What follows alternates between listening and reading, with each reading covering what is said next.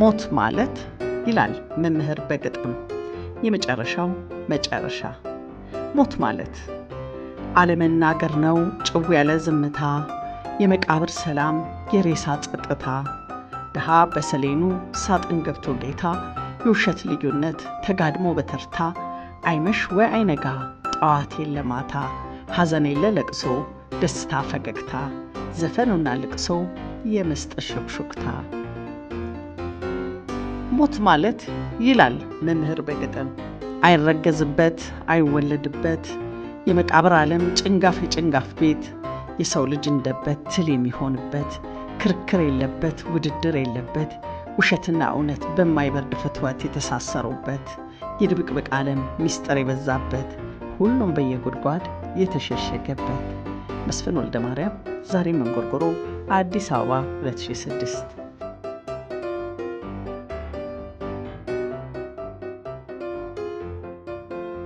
በቀለም ቀንድነት ከማውቃቸው ኢትዮጵያዊ የአደባባይ ምሁራን ውስጥ እይታውን አመለካከቱንና ትንተናውን ከራሱ ግለሰባዊ የዝንባሌ ጫና አላቆ ከቡድናዊነት ተነጥሎ ከጎሰኝነት ጸድቶ የእውነት ዕውቀት ፍለጋውን በምክንያትና ውጤት በአመክንዮ አሰናስሎ በሞራል ልቀት ከፍ ብሎ ሐሳቡን በነጻነት ከድምዳሜ በማድረስ በአደባባይ የሚገልጽ የሚከራከርና የሚጽፍ ጎምቱ ምሁር እንደ መምህር ወይም ፕሮፌሰር ወልደ ማርያም ያክል አልተመለከትኩም። መምህር የትምህርትን ማህበረሰባዊ ዓላማን ሲያስረግጥ እንዲህ ይላል። ድሮ በልጅነቴ የኢጣሊያ ወረራ ማብቂያ ላይ የሰው ሁሉ ወሬ ነጻነት እንደነበረ አስታውሳለሁ። ዘፈኑ ስለ ነጻነትና ስለ አርበኞች፣ ስለ ድል አድራጊው ንጉሠ ነገሥት ነበር። ከዚህ ጋር ተያይዞ የሚወራው የመረረ ቁጭት ነበር። በኢጣሊያና በእኛ መሃል የነበረውና አሁንም ያለው የእውቀት ልዩነት ለጥቃትና ለውርደት እንደዳረገን በደንብ መረዳታችን ክፉኛ ይቆረቆረን ነበር። ስለዚህም ድንቁርናችንን አራክፈን በእውቀት እንድንታጠቅ አየሩን በሙሉ የሚያበረታታ ነበር። ትምህርት ትምህርት ትምህርት፣ እውቀት እውቀት እውቀት። መስፍን ወልደ ማርያም አዳፍኔ ፍርሃትና መክሸፍ ገጽ 19። ለመምህር መስፍን ወልደ ማርያም የልቦና ውቅር ወይም ስሪት አስተዋጽኦ ካደረጉ የህይወት አለባውያን አንድ አንኳር እዚህ ከላይ ያሰፈርኩት የመጽሐፉ አንድ አንቀጽ ውስጥ ይገኛል ብዬ አስባለሁ። ደራሲ አንድ ጊዜ ከጻፈ ምስጢር የለውምና ድርሰቱን የህይወት ታሪኩንና የኖረበትን ጊዜ አሰናስሎ ውስጣዊ ሱነቱ ላይ ይደርሳል ባይ ነኝ። ይህን ሐሳብ በየመጽሐፍቱ በልዩ ልዩ ገለጻ ሲደጋግም እንመለከታለን። መምህር ከእውቀት ጋር በመጣበቅ ነገሮችን፣ ሁነቶችን በነጻነትና በድፍረት ከመመርመር በቀር እኔ ከዚህ ጎሳ ነኝ አንተ ከዚህ ጎሳ ነህ ሲል ሰምቼው አላውቅም፣ ጽፎም አላነበብኩም። ወደዚህ መስመር ተጎትተው የገቡትን ወይም ሊገቡ የዳዳቸውን አንጋፋ ምሁር ግን በአደባባይ ክርክር ተው አንተ ከዚህም ከዚያም ወገን አይደለህም፣ ይልቁን ከባህር መዶ ነህ ብሎ ገና ዝናረ ብዙ መሆኑን ማመላከቱን አንብቤያለሁ። መምህር በመጀመሪያ ሰው ነው፣ ከዛ ጥቁር አፍሪካዊ ሰው ነው፣ ቀጥሎ ኢትዮጵያዊ ዜጋ ነው። ሀገሩን ከነሁለንተናዋና ጥቁር አፈሩ አብዝቶ ይወዳል። ምክንያቱም አፈር ውስጥ ለሀገራቸው ለወገናቸው ሲሉ መስዋዕት የሆኑ አያት ቅድመ አያት ቀማያት እናት አባቶቻችን አርፈዋል ይላል። በዛሬው ህይወቱ የትናንትና የነሱን አርበኞች መስዋዕትነት ይዘክራል። ህይወታቸውን በነጻነት ይፈትሻል። በእውቀትና በማስረጃ ላይ ተመርኩዞ ይበይናል። ዋው! እዚህ ላይ ብዕሩ ኃያል ነው። መምህር መስፍን ህይወቱ ሙሉ ስለ ነጻነት፣ ስለ ሰው ልጅ ክብር፣ ስለ ሰብአዊ መብቶች መከበር፣ ስለ ፍትህ መስፈን ዋትቷል፣ ለፍቷል፣ ደክሟል። በቀዳማዊ ኃይለ ሥላሴ ዘመነ መንግስት፣ በደርግ ዘመነ መንግስት፣ በህወሓት ወይም ወያኔ ዘመነ መንግስት ይህ የኃይለ ማርያም ደሳለኝን ጊዜ ይጨምራል እና በድህረ ህወሓት የጠቅላይ ሚኒስትር አብይ አህመድ ዘመነ መንግስት ወቅት ሁሉ አንድም ጊዜ ሳይዛነፍ ቀጥ ብሎ ነጻነትን፣ ትምህርትን፣ ዕውቀትን፣ ዴሞክራሲን፣ ፍትሐዊነትን እንደሻተና እንደፈለገ ኖሮ ጥሩ ሲሰራ አበረታቶ ስህተት ሲሰራ ነቅፎ ነው ያለፈው።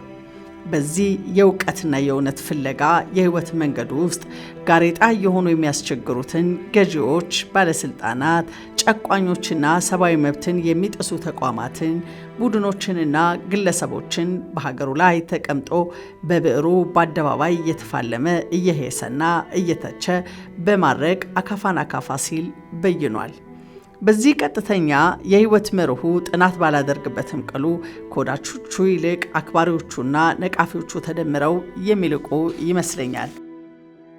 መምህር መስፍን ቀን ተቀን የእውቀትና እውነት ፍለጋው ሳቢያ በገዢዎች ከግዞት እስከ እስራት ዋጋ እየከፈለ አንዳንዴም የደህንነት ሰዎችን እርግጫን ቀምሶ ታሞ ታክሞ አገግሞ ኖሮ ያለፈ አንጋፋ ብሔራዊ ጀግና አርያችን ነው።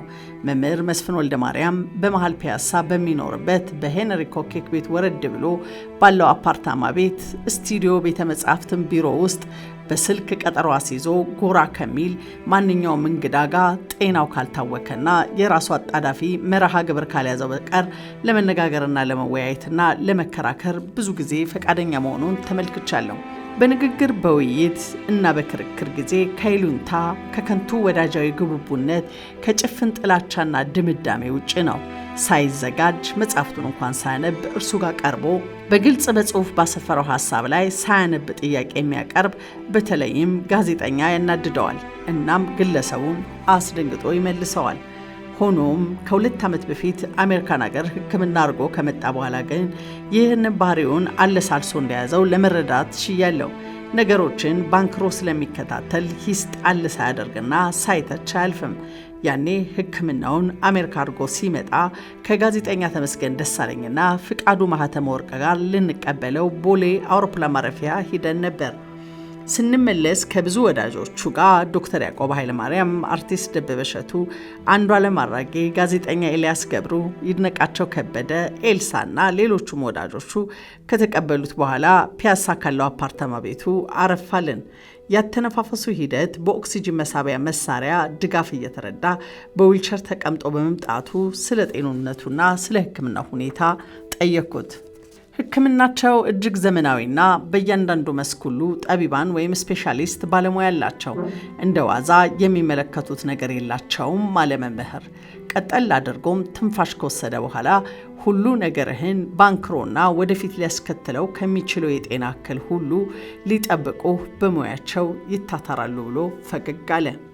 እኔም በመጨረሻ በቃ ተሽሎኛል፣ ድኛለሁ፣ የነበረብኝ በሽታ ሁሉ አክማችሁ ጨርሳችኋል፣ አሁን ሰውነቴ ላይ የግድ በሽታ ካላገኘም ብላችሁ እየደከማችሁ ነው፣ ጤንነት ነው የሚሰማኝ፣ በቃኝ ብዬ ወጣሁ ብሎ አስቆናል። መምህር ሁል ጊዜ እውቀትን፣ እውነትን በመፈለግ በመመርመር ውስጥ ነው ራሱን የሚያሰማራው። አንድ ጊዜ ደግሞ ከሙያ ጓዶቼ ተመስገን ደሳለኝ፣ አለማየሁ ገላጋይ፣ በእውቀቱ ስዩም ጋር ሆነን ቤቱ ልንጠይቀው ሄደን ከኮቪድ-19 ተዋስ ወረርሽኝ በፊት ስንወያይ በመሃል ሰራተኛ የለችም፣ እኔ ምንም አላዘጋጀሁም፣ ሆኖ ፈቃዳችሁ ከሆነ እዛ ጋር ውስኪ ያለ ልትጋበዙና ራሳችሁ ልታስተናግዱ ትችላላችሁ አለንና ቢራ እንኳን እኔ ቤት አይገባም ብሎ ሳቃለን። ከዚያም የመህጎች ሲል የሰየመው የግል የአልኮሉ መጠጥ ክልከላ ህጎቹን ነገረን። አልኮል መጠጥ ለመጠጣት ብዬ አልጠጣም፣ ለእርቦኝ ወይም በአግባቡ ሳልመገብ አልጠጣም፣ ሐመሮሃ ተናድጄ ንዴቴን በአልኮል መጠጥ ለማብረድ ስል አልጠጣም፣ ተደሰትኩ ብዬም ለጭፈራ አልኮል መጠጥ አልጠጣም። ነገር ግን ልክ እንደናንተ ወዳጆቼ መተው ወይም ወደ ወዳጆቼ ሄጄ ከጠቀስኳቸው ምክንያት ውጭ በሆነ መንገድ ለመጨዋወት ለመወያየት ስል በአጋጣሚ ቀምሳለሁ እንጂ አለን። ከመምህር ሌላው የሚደንቀኝ በአያት ቅድመ አያት የዕድሜ እርከን ላይ ሳለ እንኳን ሳይንስና ቴክኖሎጂ በየጊዜው የሚፈጥሩትን ልውውጥ አዎንታዊ የተግባቦት ትሩፋቶችን እግር በእግር እየተከተለ ራሱን በማሳወቅ በአግባቡ መጠቀሙ ሲታከልበት ደግሞ ሰውየው መምህር ሁልጊዜ ተምሮ አስተማሪ፣ ጊዜውን የዋጀ ሰው መሆኑ ጎልቶ ይታያል። መምህር የሚጠቀምበት ኮምፒውተር ላይ የሚፈልገውን ሶፍትዌር በዲጂታል ተግባቦት ተጠቅሞ በማውረድ ይጭናል። የራሱን ጽሑፍና ራሱ ኮምፒውተር ላይ ይጽፋል።